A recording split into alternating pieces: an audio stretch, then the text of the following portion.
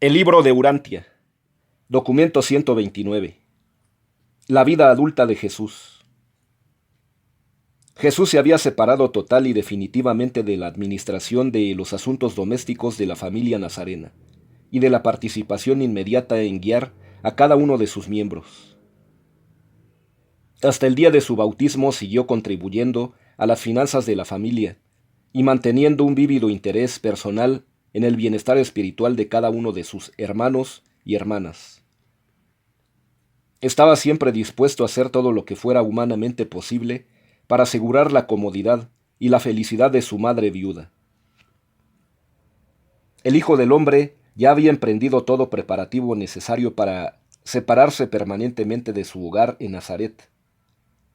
Por cierto, lo no había sido fácil para él. Jesús amaba naturalmente a su gente, amaba a su familia, y este afecto natural se había aumentado enormemente por su extraordinaria devoción hacia ellos. Cuanto más nos entregamos a nuestros semejantes, tanto más llegamos a amarlos. Puesto que Jesús se había entregado tan plenamente a su familia, la amaba con un afecto grande y ferviente. Paulatinamente la familia estaba despertando al comprender que Jesús se preparaba para dejarles. La tristeza de la separación anticipada apenas si se mitigaba por la forma gradual que Jesús les preparaba para el anuncio de su futura partida. Hacía más de 4 años que se habían dado cuenta de que Jesús estaba aprontándose para esta eventual separación. 1. El año 27. Año 21 después de Jesucristo. En enero de este año, el 21 de... Durante una lluviosa mañana de un domingo, Jesús partió sin ceremonia del seno de su familia, explicándoles tan solo que iba a Tiberias, y luego a visitar otras ciudades en torno al mar de Galilea. Así les dejó, y nunca más volvería a ser un miembro regular de esta familia. Pasó una semana en Tiberias, la nueva ciudad que pronto sucedería a Séforis, como capital de Galilea, pero encontró allí que les interesaba, procediendo pues sucesivamente a Magdala y Betsaida hasta llegar a Capernaum, donde se detuvo para visitar al amigo de su padre, Zebedeo. Los hijos de Zebedeo eran pescadores. Él mismo era fabricante de barcas. Jesús de Nazaret era experto tanto en las tareas de diseño como en la construcción y un verdadero especialista en el trabajo de madera. Y Zebedeo conocía ya desde antes la habilidad de este artesano nazareno. Hacía mucho tiempo que Zebedeo quería construir mejores botes. Expuso pues sus planes a Jesús y le invitó al carpintero visitante a asociarse con él para esta empresa. Jesús prestamente aceptó la invitación. Jesús tan solo trabajó con Zebedeo poco más de un año, pero durante ese tiempo creó un nuevo estilo de barca y estableció métodos completamente nuevos para su fabricación. Mediante una técnica superior y métodos altamente perfeccionados, vaporizar las tablas. Jesús y Zebedeo comenzaron a construir barcas de superior calidad y clase, embarcaciones mucho más seguras para navegar en el lago que las de tipo más antiguo. Durante varios años Zebedeo tuvo más trabajo, fabricando barcas de esta nueva clase, de lo que su pequeño establecimiento podía ocuparse. En menos de 5 años prácticamente, todas las embarcaciones que navegaban en el lago habían sido construidas en el taller de Zebedeo, en Capernaum. Jesús llegó a ser muy conocido entre los pescadores galileos como el diseñador de las nuevas barcas. Zebedeo era un hombre de posición relativamente acomodada.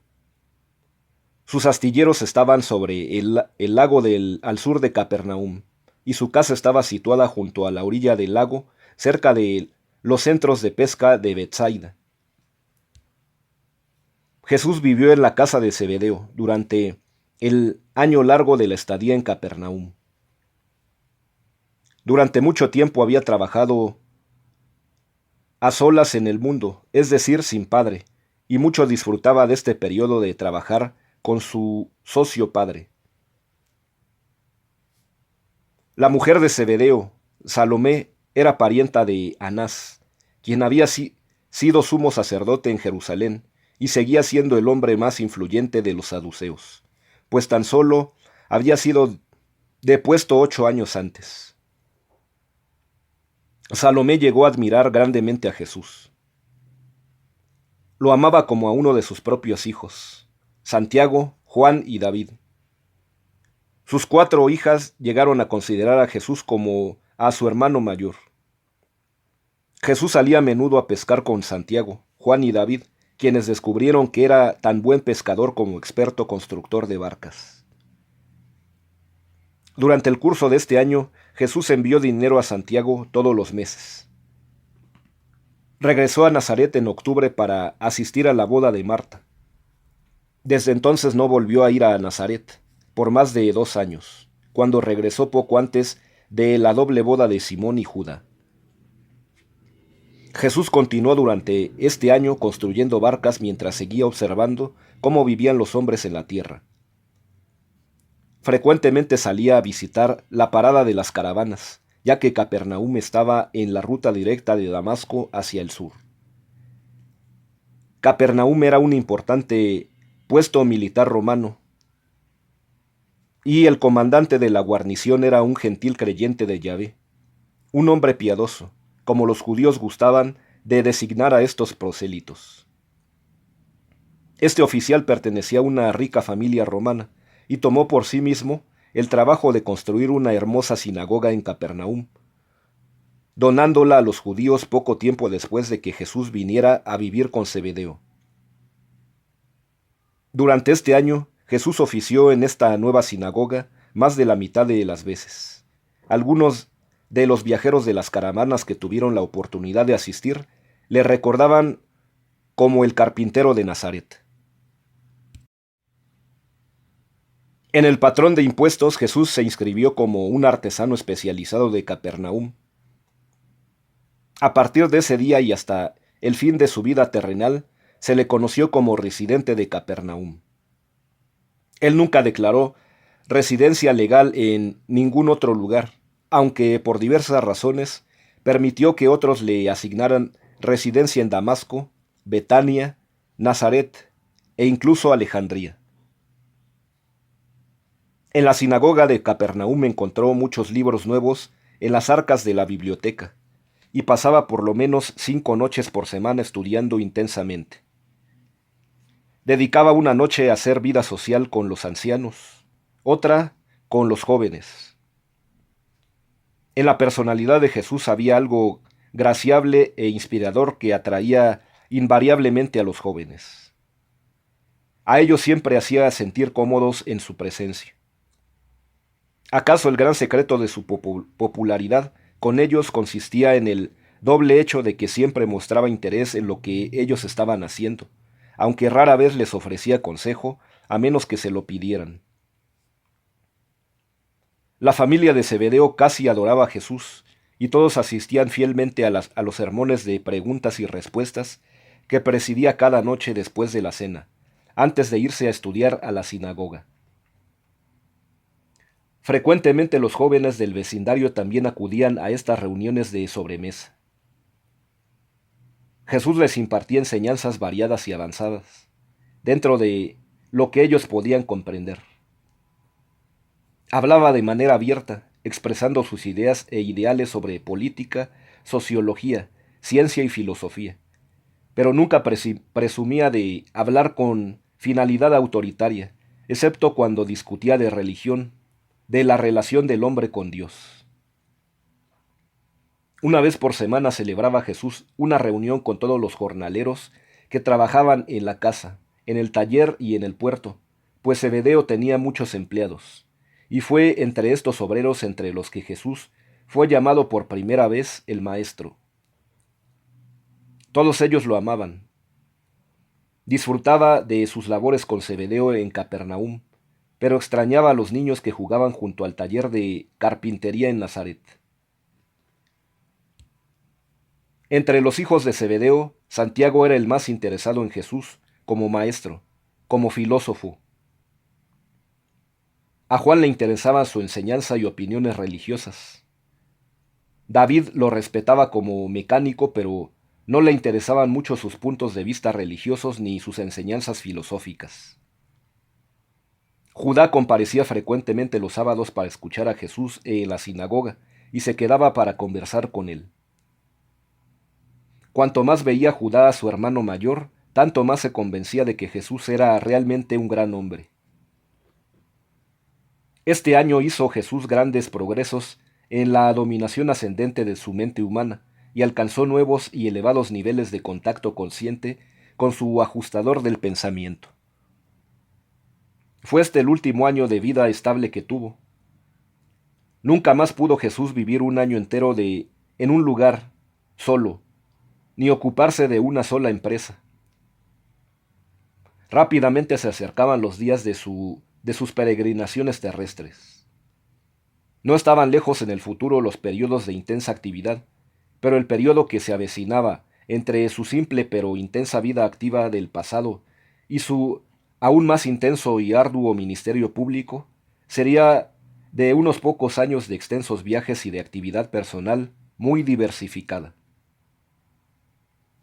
Su formación como hombre del reino tenía que ser completada antes de que pudiera entrar a su carrera de enseñanza y predicación como el Dios hombre, perfeccionado de las fases divina y poshumana de su autootorgamiento en Urantia. 2. El año 28. Año 22 después de Jesucristo. En marzo del año 22 después de Jesucristo, Jesús se despidió de Zebedeo y de Capernaum. Pidió una pequeña suma de dinero para costear sus gastos de viaje a Jerusalén.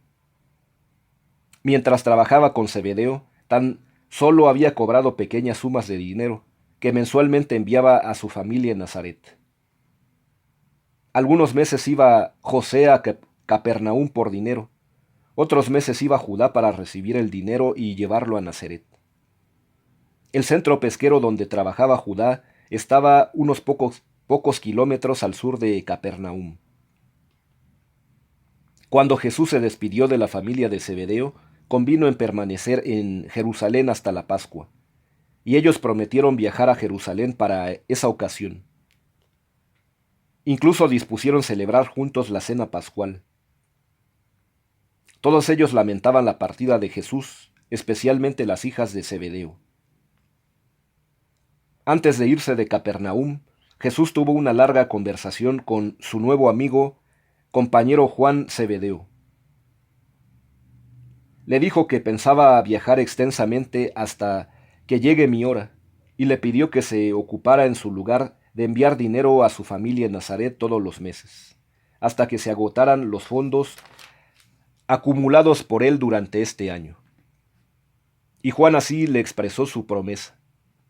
Maestro mío, ocúpate de tus asuntos, haz que tu obra en el mundo, yo actuaré por ti en este y en cualquier otro asunto, y velaré por tu familia como cuidaría de mi propia madre y de mis propios hermanos y hermanas. Emplearé tus fondos, guardados por mí, Padre, tal como tú lo pediste, según ellos los necesiten. Cuando ya tu dinero se haya acabado, si no recibo nada más de ti, y si tu madre está necesitada, compartiré pues mis propias ganancias con ella. Vete en paz. Actuaré en tu lugar en todos estos asuntos. Por tanto, cuando Jesús partió para Jerusalén, Juan consultó con su padre, Zebedeo, respecto del dinero que le debían a Jesús, sorprendiéndose de que fuera una semana tan considerable. Como Jesús había dejado el asunto enteramente en sus manos, convinieron que sería mejor invertir estos fondos en propiedades y usar los ingresos para asistir a la familia de Nazaret. Y puesto que Zebedeo conocía de una casita en Capernaum que tenía una hipoteca y estaba en venta, mandó a Juan a comprar esta casa con el dinero de Jesús y mantener el título en fideicomiso para su amigo. Y así lo hizo Juan. Por 2 años, la renta de la casa se aplicaría a la hipoteca, y ésta, aumentada por cierto dinero que Jesús poco después envió a Juan para ser usado como la familia lo necesitara, casi igualaba la suma de esta obligación. Y Zebedeo suplió la diferencia, de manera que Juan pagó el resto de la hipoteca a su debido tiempo, asegurando así un título limpio para esta casita de 2 piezas. De este modo Jesús, sin saberlo, se convirtió en propietario de una casa en Capernaum. Cuando se enteró la familia de Nazaret de que Jesús había partido de Capernaum, puesto que nada sabían de su pacto financiero con Juan, creyeron que había llegado la hora de que se arreglaran sin más ayuda de Jesús. Santiago recordó su contrato con Jesús y, con la ayuda de sus hermanos, de ahí en adelante asumió plena responsabilidad por el cuidado de la familia. Pero regresemos ahora a observar a Jesús en Jerusalén. Durante casi 2 meses pasó la mayor parte de su tiempo escuchando las discusiones en el templo y visitando ocasionalmente las diversas escuelas rabínicas. Pasaba la mayoría de los sábados en Betania. Jesús había llevado consigo a Jerusalén una carta de presentación de Salomé, la esposa de Zebedeo, dirigida al exsumo sacerdote Anás, expresando que es como si fuera mi propio hijo. Anás pasó mucho tiempo con él, llevándole personalmente a visitar las muchas academias de los maestros religiosos de Jerusalén. Aunque Jesús inspeccionaba a estas escuelas concienzudamente y observaba con atención sus métodos de enseñanza, nunca hizo ni una sola pregunta en público. Aunque Anás consideró a Jesús un gran hombre, no sabía cómo asesorarlo. Le parecía tonto sugerirle que ingresara como estudiante en una de aquellas escuelas de Jerusalén, pero por otra parte sabía bien que no podría Jesús alcanzar la categoría de maestro regular porque no había recibido instrucción en ninguna de estas escuelas. Ya se acercaba la época de la Pascua, y junto con las multitudes que venían de todos los rincones de la tierra, de Capernaum, llegaron Zebedeo y su entera familia. Todos ellos se hospedaron en la espaciosa casa de Anás, donde celebraron la Pascua como una familia feliz. Antes del fin de esta semana pascual, por una aparente casualidad, Jesús conoció a un rico viajero y a su hijo, un joven de unos 17 años. Estos viajeros procedían de la India camino a Roma y a otros lugares del Mediterráneo, y habían planeado visitar Jerusalén durante la Pascua, con la esperanza de encontrar a alguien a quien pudiera contratar como intérprete para ambos y tutor para el hijo. Al conocer a Jesús, el padre insistió que los acompañara en su viaje. Jesús le habló de su familia, agregando que no le parecía justo abandonarla por un periodo de casi 2 años, periodo durante el cual podría correr el riesgo de pasar necesidades. Este viajero del Oriente le propuso pues a Jesús adelantarle los jornales correspondientes a 1 año de trabajo, para que él se los entregase a una persona de su confianza, asegurando así la protección de su familia contra cualquier necesidad. Y Jesús convino entonces en viajar con ellos. Jesús entregó esta importante suma de dinero a Juan, el hijo de Zebedeo. Ya sabéis cómo utilizó Juan este dinero para la liquidación de la hipoteca de la propiedad en Capernaum. Jesús le contó a Zebedeo todo el arreglo de este viaje por el Mediterráneo, pero le hizo prometer que no se lo diría a nadie, ni aun a su propia familia. Y Zebedeo jamás reveló su conocimiento sobre el paradero de Jesús durante este periodo largo de casi 2 años. Antes del retorno de Jesús, la familia en Nazaret ya casi lo había dado por muerto. Solo las aseveraciones de Zebedeo, quien en varias ocasiones los visitaba con su hijo Juan en Nazaret, mantenían viva la esperanza en el corazón de María. Durante este periodo le iba bastante bien a la familia nazarena. Judá había aumentado considerablemente su cuota y mantuvo esta contribución adicional hasta que se casó. Pese a que no parecía necesitar ayuda, Juan Zebedeo se hizo a la costumbre de llevar obsequios a María y Ruth todos los meses, tal como Jesús se lo había instruido. 3. El año 29.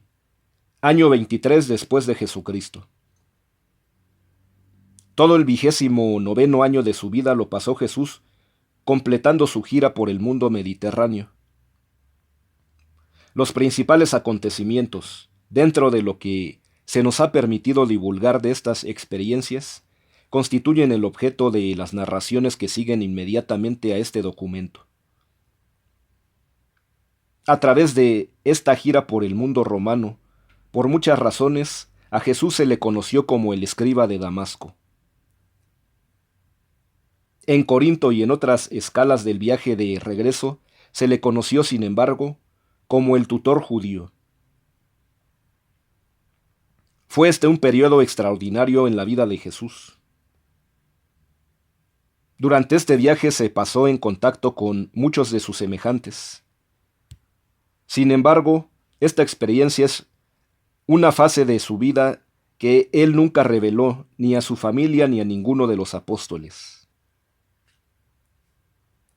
Jesús vivió su vida en la carne y partió de este mundo sin que nadie, salvo Zebedeo de Betsaida, supiera que él había hecho este viaje en extenso.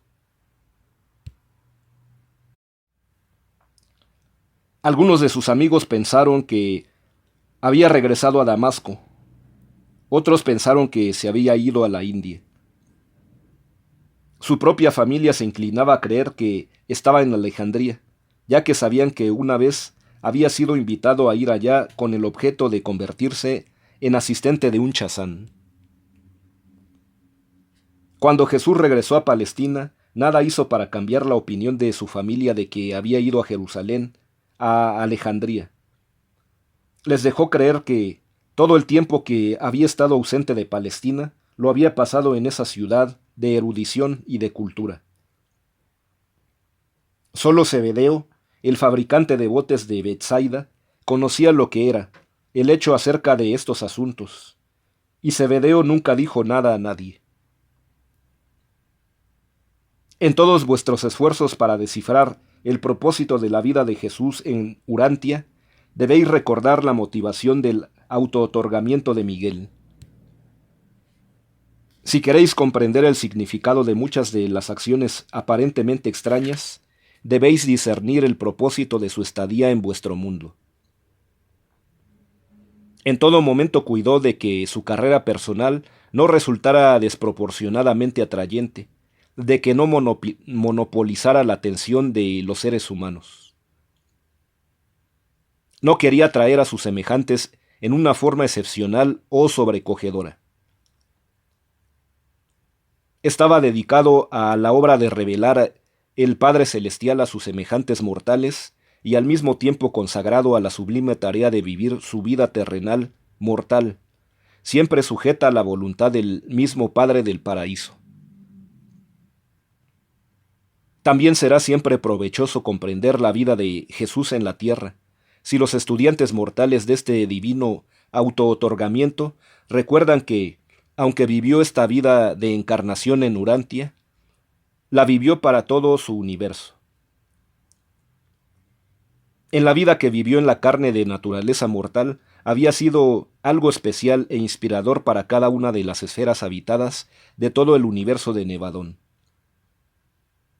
Lo mismo también se aplica a todos aquellos mundos que han llegado a ser habitables después de la era memorable de su estadía en Urantia. Y esto es igualmente cierto de todos los mundos que puedan llegar a ser habitados por criaturas volitivas en toda la historia futura de este universo local. El Hijo del Hombre, durante la época y mediante las experiencias adquiridas en su viaje por el mundo romano, completó prácticamente su preparación por educación y contacto con los pueblos diversificados del mundo de su día y de su generación. Al tiempo de su regreso a Nazaret, gracias a lo que había aprendido viajando, prácticamente ya sabía cómo vive el hombre y cómo forja su existencia en Urantia. El verdadero propósito de este viaje alrededor de la cuenca del Mediterráneo fue conocer a los hombres. Él llegó a estar muy cerca de centenares de seres humanos en este viaje.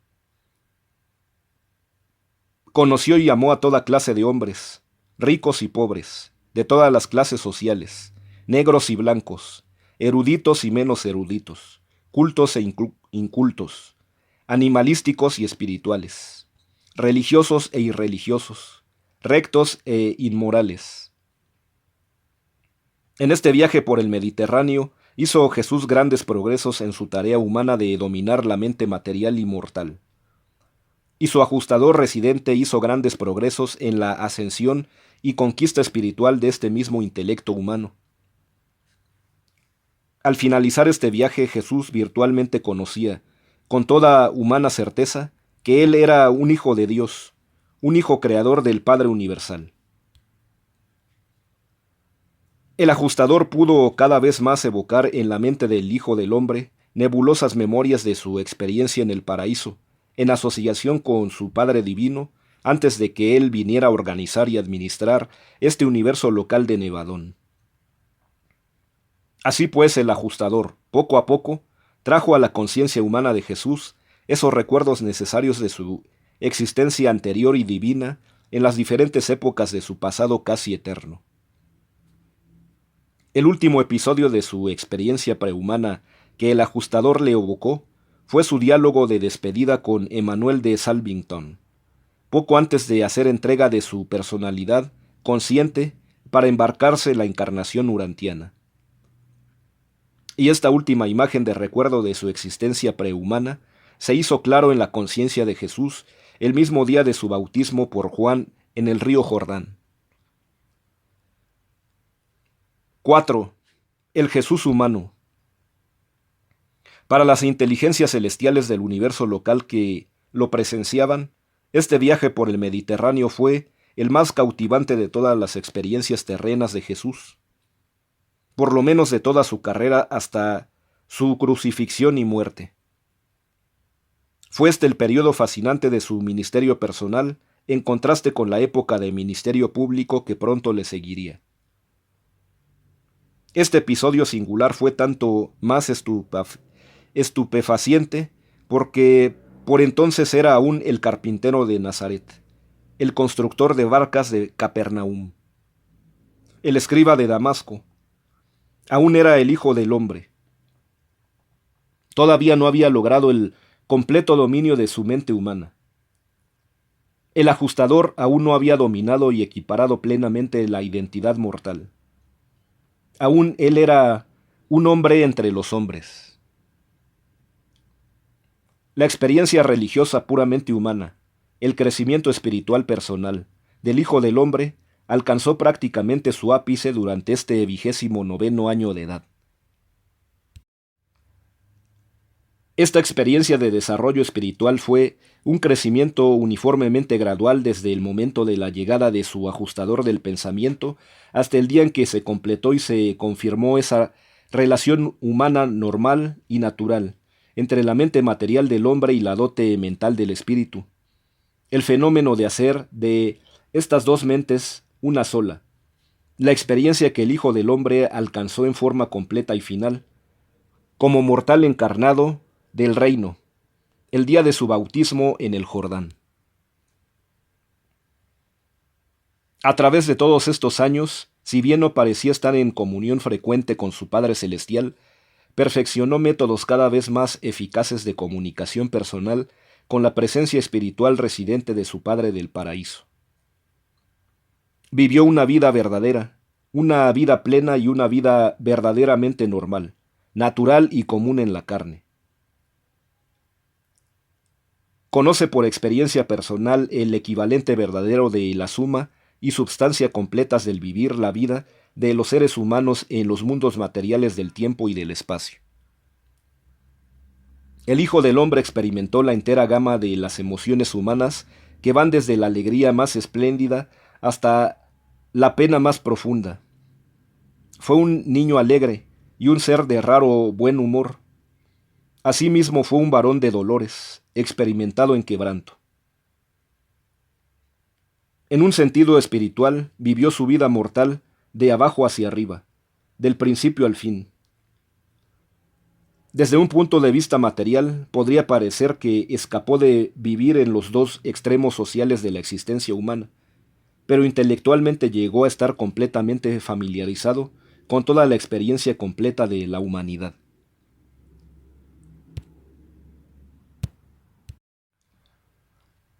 Jesús conoce los pensamientos y los sentimientos, los deseos y los impulsos de los mortales evolucionarios y ascendentes de los reinos, desde su nacimiento hasta su muerte.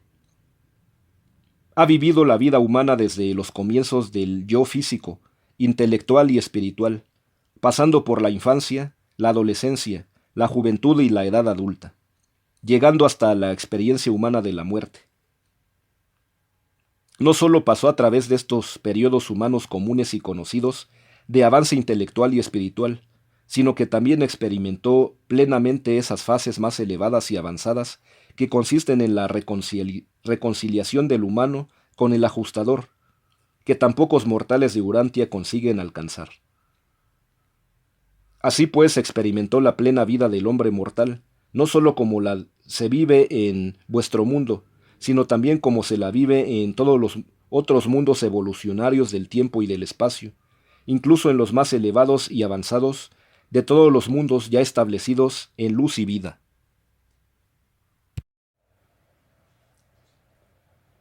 Aunque esta vida perfecta que vivió en semejanza de la carne mortal puede no haber recibido la aprobación no cualificada y universal de sus semejantes mortales que tuvieron la oportunidad de ser sus contemporáneos en la tierra, sin embargo, la vida de Jesús de Nazaret vivió en la carne y en Urantia recibió la plena y no cualificada aprobación del Padre Universal.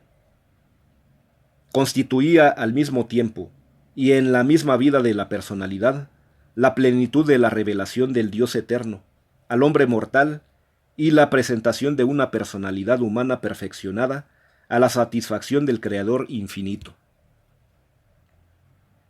Y era este su verdadero y supremo propósito. No descendió a Urantia para vivir un ejemplo perfecto y detallado para cualquier niño o adulto, cualquier hombre o mujer, de esa época o de cualquier otra. De hecho, todos podemos encontrar en su vida plena, rica, hermosa y noble mucho que es exquisitamente ejemplar, de inspiradora divinidad. Pero esto se debe a que vivió una vida verdadera y genuinamente humana. Jesús no vivió su vida en la tierra como un ejemplo para que la copiaran todos los demás seres humanos. Vivió su vida en la carne mediante el mismo ministerio de misericordia para todos vosotros, para que podáis vivir vuestras vidas en la tierra. Y así como vivió su vida mortal en su día y como Él era, así pues dejó un ejemplo para que todos nosotros vivamos nuestras vidas en nuestros días y como somos. No podéis aspirar a vivir su vida, pero podéis resolver que viviréis vuestra vida, así como y por los mismos medios que Él vivió la suya. Puede que Jesús no sea el ejemplo técnico y detallado para todos los mortales de todas las edades en todos los reinos de este universo local, pero es perdurablemente la inspiración y la guía de todos los peregrinos al paraíso que proceden de los mundos de ascensión inicial, a través de un universo de universos, y a través de Abona al paraíso. Jesús es la senda nueva y viviente que va del hombre a Dios, desde lo parcial hasta lo perfecto, de lo terrenal a lo celestial, del tiempo a la eternidad. A fines de su 29º año, Jesús de Nazaret había terminado virtualmente la experiencia de vivir la vida como se les exige a los mortales moradores en la carne. Vino a la tierra para que se le manifieste la plenitud de Dios al hombre. Ya se ha convertido casi en la perfección del hombre que aguarda la ocasión de manifestarse a Dios. Y todo esto lo hizo antes de cumplir los 30 años de edad.